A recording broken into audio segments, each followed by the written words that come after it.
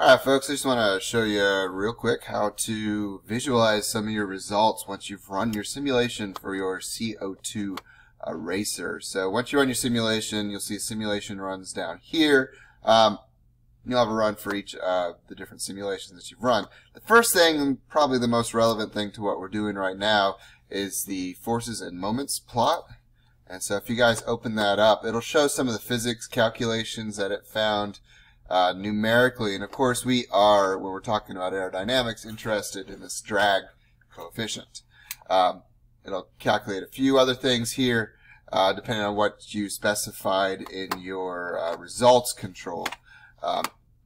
So I would suggest, using the drag coefficient value all the way out to the end once it's reached what's called the steady state. So the drag coefficient for my vehicle here is about 0.66. Super duper. That's the number that tells us something about the drag, and if we have our simulation set up comparably between our three vehicles, we should be able to compare which one is the most aerodynamic by looking at that drag coefficient and the front area of the vehicle.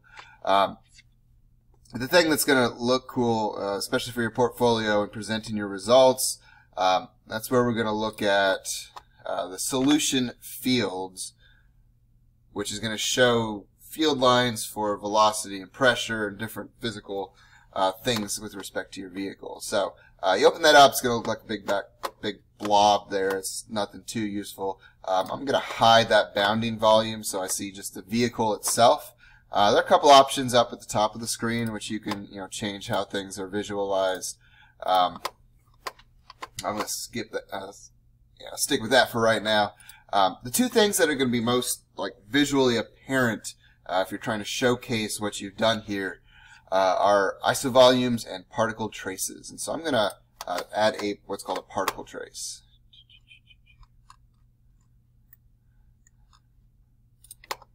Alright, so there's my vehicle. I want to trace the velocity. I'm going to go over here to seeds. I'm going to pick, let me open up my bounding volume again.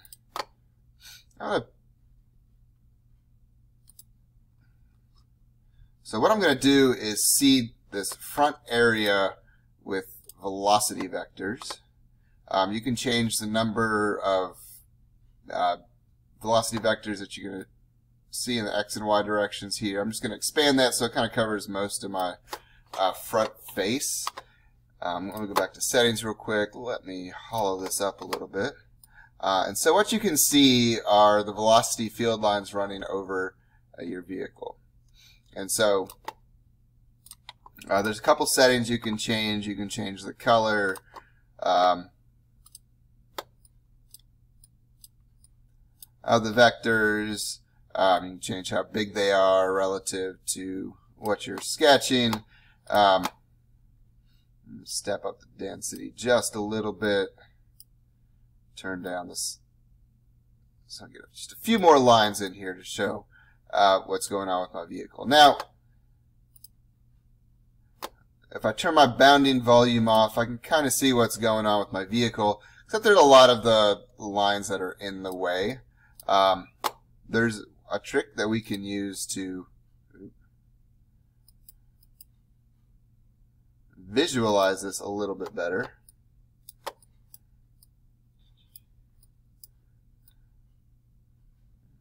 There we go.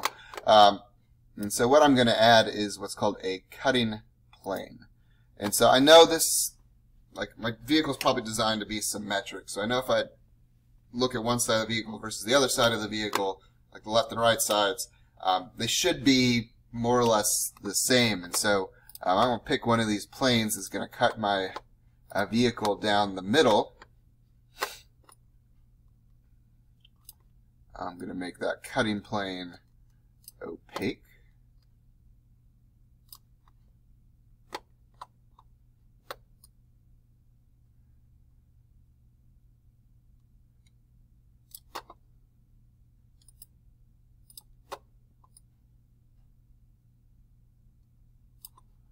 I'm not going to show velocity on that.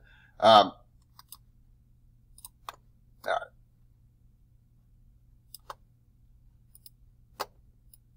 So that's cut my diagram down the middle. I may need to go back to my particle trace.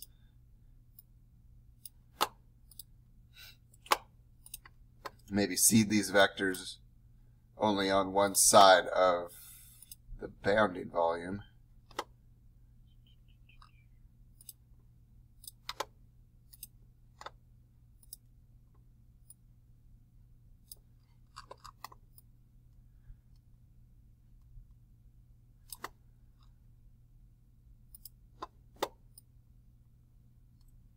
Alright, and so what I should see is how these velocity lines interact with my vehicle.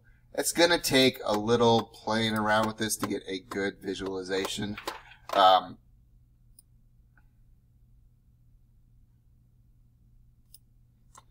you have to play around with like the density of the lines. You have to play around with picking a good surface to have your particle trace on, to seed your particle trace. Like I want this to be kind of closer to my vehicle so I can see the lines of air moving over the vehicle. Alright, so that's one thing that's going to give me some visual information about how air is moving over this thing. The other thing that might be kind of interesting to look at is an isovolume. And so this is going to show us well, different values. And what I'm interested in is looking at, let's see, we can see velocity lines moving over stuff. That's going to look pretty chaotic. The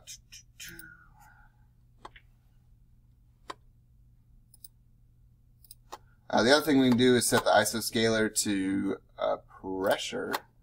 And we can see, as we adjust the different parameters here, how pressure is building up over the vehicle.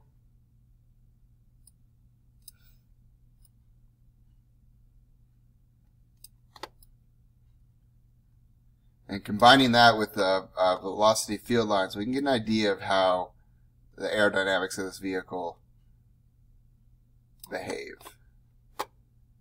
Again, this is going to take a little playing around with to get like a good visualization of what's going on here.